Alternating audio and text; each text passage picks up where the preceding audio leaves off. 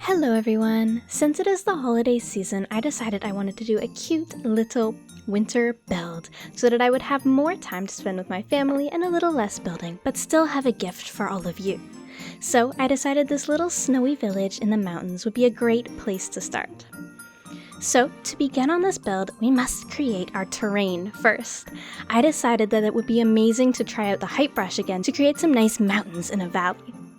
Using the height brush makes this super quick and easy. I layer my mountains in using a brush size of 100 first and then going down to 50 to create some smaller valleys.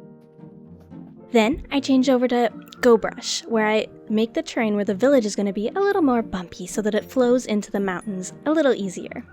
Once I'm done that, I flatten everything out with Go Brush's flat mode and then blend it all together with Blend Ball in Voxel.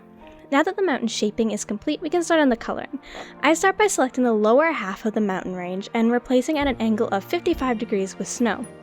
Then I create some snowy peaks, some snow layers, and then layer on some different colors in ice and clay and terracotta.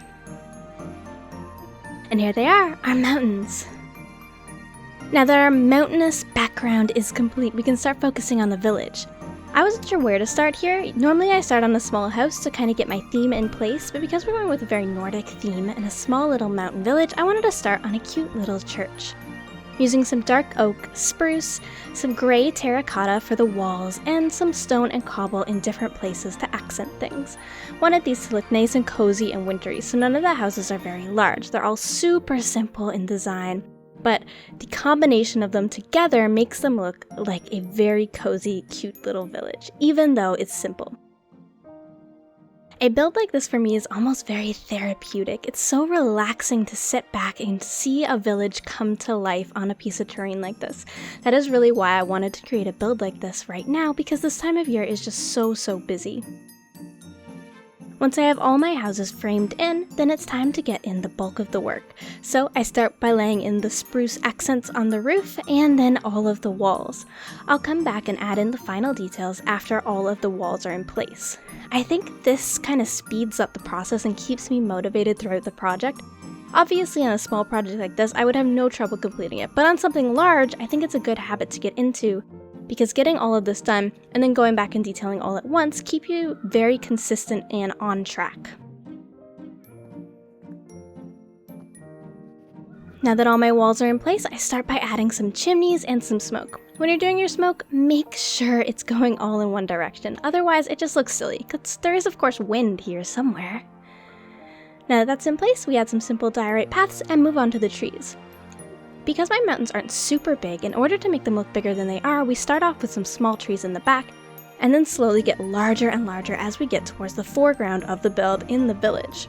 This gives the illusion that the trees are much larger than they are, and naturally on mountains, trees are going to have much more stunted growth because of all the different weather conditions that are up on a higher altitude. So this just made sense to do. Now it's time for our detailing, going around with some simple spruce details all throughout each and every house. Some of the buildings, like the church and the blacksmith, have some special details added to them, just to give a little extra flair. Finally, back here we have a larger house as well as an inn, where I wanted to make it look like there was a set of antlers mounted to the front entrance. I think it turned out alright. Then I go through and add some simple lamps along the pathway. After these details are in, our build is officially complete. I really like this one. I think it has such a cozy feel with the mountains in the background. Winter builds are just so lovely. I hope you guys all have a wonderful holiday season. Merry Christmas from me. And as a little Christmas gift to all of you lovely subscribers, I'm going to be putting this build download in the description below, along with the trees that I used. So if you don't want the actual build, you can at least maybe use the trees or the mountains to build for yourself. Thanks for watching. Bye bye!